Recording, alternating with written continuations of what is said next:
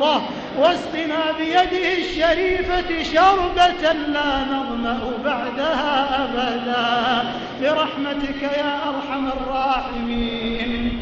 لا إله إلا الله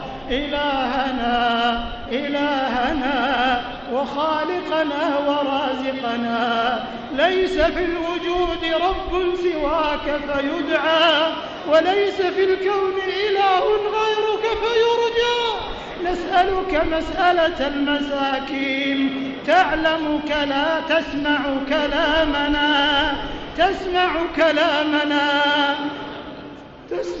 كلامنا وترى مكاننا وتعلم سرنا وعلانيتنا، ولا يخفى عليك شيء من أمورنا.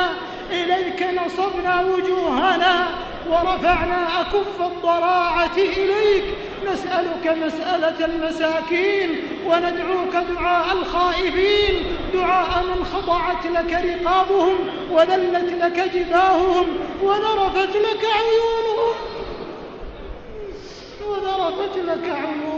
ورغمت لك أنوفهم.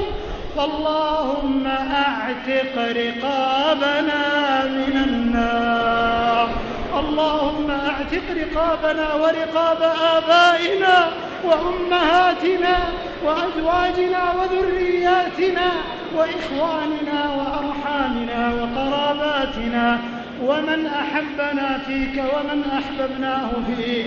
اللهم أعتق رقابنا جميعا من النار برحمتك يا عزيز يا غفار. اللهم اختم لنا شهر رمضان برضوانك والعتق من نيرانك واجعل مآلنا إلى أعالي جناتك يا ذا الجلال والإكرام. اللهم أعز الإسلام والمسلمين وأذل الشرك والمشركين واخذل الطغاة والظالمين والمفسدين وسائر أعداء الدين. اللهم آمنا في أوطاننا وأصلح أئمتنا